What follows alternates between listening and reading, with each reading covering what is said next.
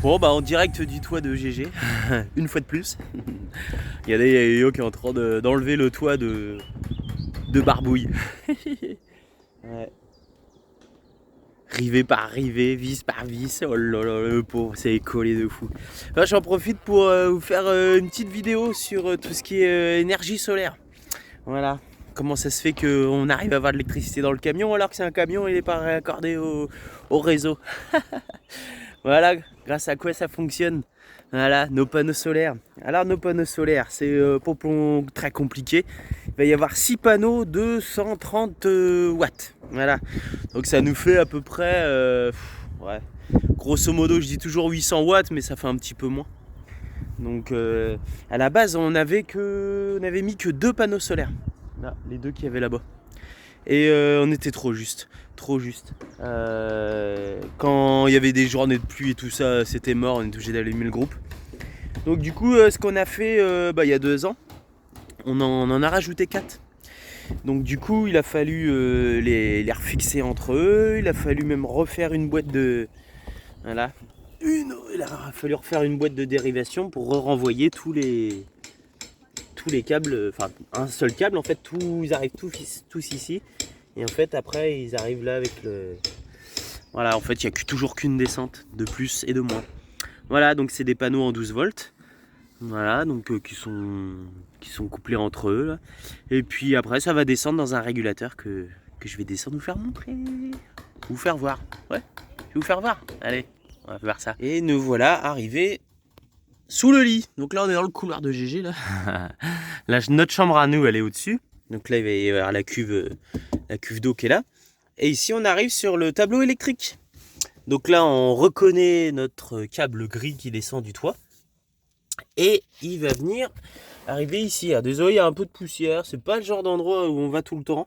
Donc voilà, bon, ça n'empêche pas de fonctionner.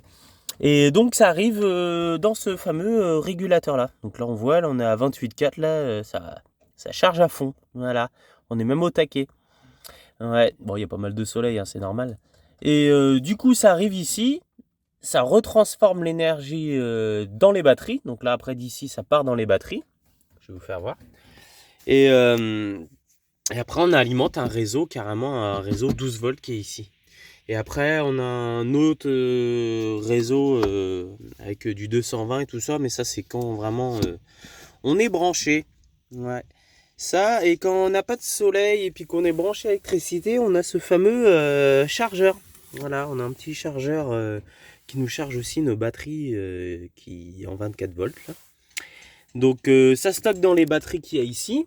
Et après ça vient retransformer l'énergie en 12 volts. Et après on distribue dans tout le camion. Tout le camion il est aménagé en 12 volts. Voilà, les électricités, les allumes-cigares et tout. Voilà. Je vais vous faire voir les batteries aussi sous le lit. Donc les fameuses batteries sont ici. Nous sommes devant 2 batteries de 12 volts chacune. Et en fait, je crois elles font 120 ampères chacune.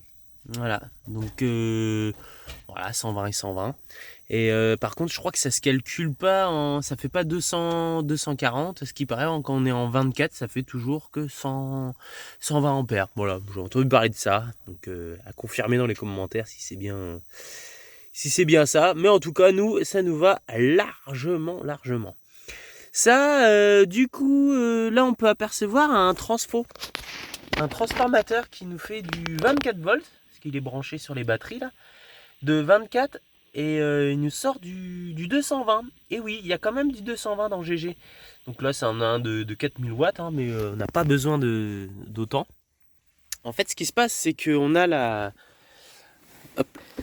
Donc c'est ce qui se passe, on a la machine à laver qui fonctionne en 220. Malgré que ce soit une machine de camping, et ben ça fonctionne quand même en 220.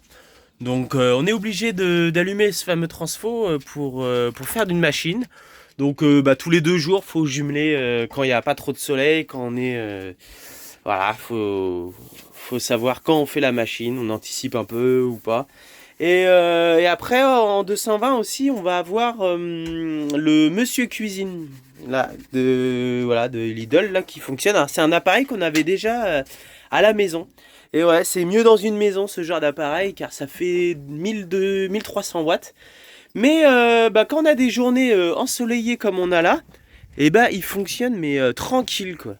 Donc ça le fait bien et voilà, pour faire chauffer de l'eau ou quoi, quand on est en taquet de batterie comme on a là, et du coup ça le fait bien. Alors, quand on regarde, on est toujours à 28,4, et là on peut le faire fonctionner, on peut pendant au moins au taquet quoi. Et du coup ça permet d'avoir une autre source d'énergie que le fameux gaz. Voilà. Hein.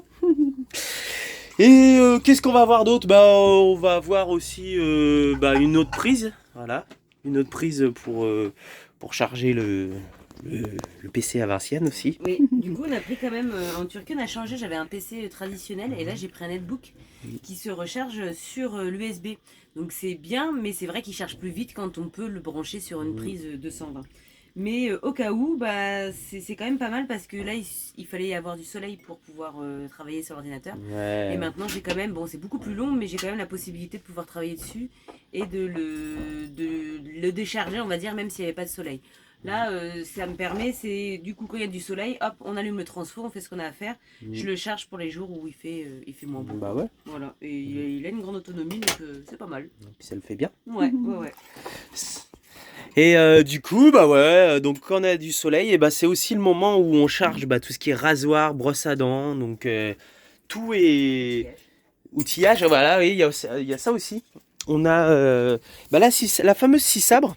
Mine de rien, les batteries, il faut qu'elles se rechargent. Donc ici, on a le transfo aussi, le 4000 watts là, qui vient alimenter ici la prise là, et on a aussi nos chargeurs de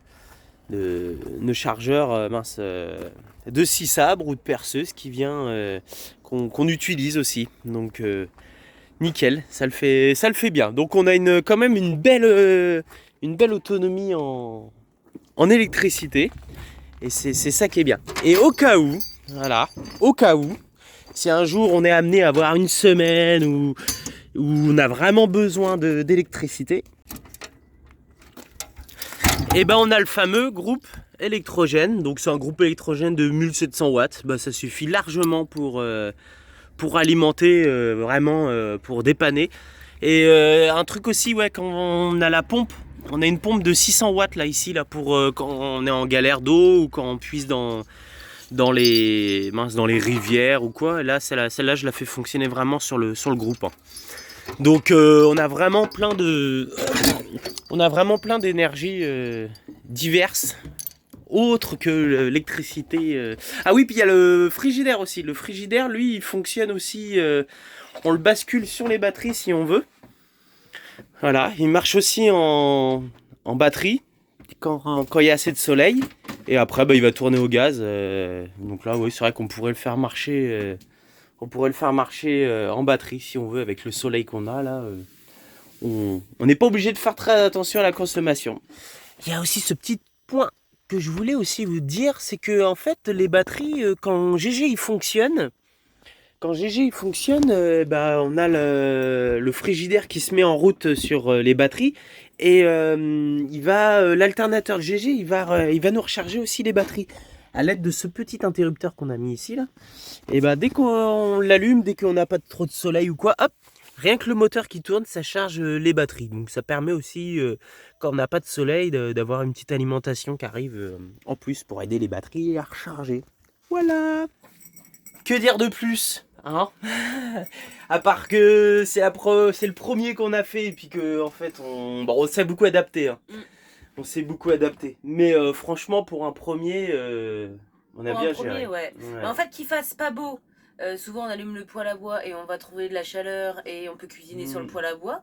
Et s'il fait beau, on a le solaire en fait où on a par exemple le robot qu'on peut utiliser ou enfin voilà autre chose. Donc le but c'était pas d'avoir une source principale et de pallier. Le but c'était d'avoir s'il fait beau ou il fait pas beau ou quoi, on n'est jamais on va dire en rate d'énergie et on arrive à optimiser un petit peu. Quand la météo, on suit un peu la météo, on sait que là, par exemple, pendant 2-3 jours, il va pas faire beau. On va faire les machines et les choses comme ça avant. Et quand il fait pas beau, on tourne un petit peu, on va dire, sur nos réserves. C'est ça. Et c'est ça, ça l'a toujours fait. Hein. Après, quand on dit il fait pas beau, c'est s'il y a une belle luminosité, qu'il n'y a pas de soleil et tout ça. Ouais. Nous, avec les 800 watts de panneaux solaires qu'on a et le peu de batterie qu'on a, on a 240 ampères-heure. Et en fait ça recharge mais largement quoi, juste la lumière du jour. Ce matin à quelle heure? Je crois qu'il était même pas 9h, 9h30. Non, il était 10h, j'ai regardé pour déjà charger justement mon netbook, il était déjà à 28,4 donc on était déjà à fond. Non franchement on a bien. Quand j'en vois certains qui ont des 800 ampères-heure, 500 comme Bruno je crois que c'est 500 et quelque chose. Ils ont des grosses batteries et tout ça, et eux, à les entendre, hop, ils allaient même qu'on a traîné avec eux, hop, allumer le groupe et tout ça. Mais il y a par exemple Mano qui joue à la console. Ah ouais, voilà, c'est ça. Nous, Voilà. ça, les enfants, on les a un petit peu bridés, c'est-à-dire qu'ils ont leur tablette, ils ont leur écran, mais on n'a pas pris de console très énergivore, et ça, faut pas croire, ça t'aide beaucoup. Les enfants, ce qu'ils ont dans leur chambre, c'est quoi? Une prise allume-cigare. Comme ça, paf, on est sûr qu'ils nous branchent pas de console ou de quoi que ce soit. Là, ça... Franchement, il y a ça. La seule énergie en 220, c'est nous, voilà, c'est la prise qui est là-bas, qui est ici, qui va être alimentée. Donc on sait ce qu'il y a dessus. Et il n'y a pas de... Voilà, même la télé, c'est quand même un poste assez important d'énergie. Et, elle tourne très rarement et en plus si elle tourne c'est sur le 12 volts. Ouais.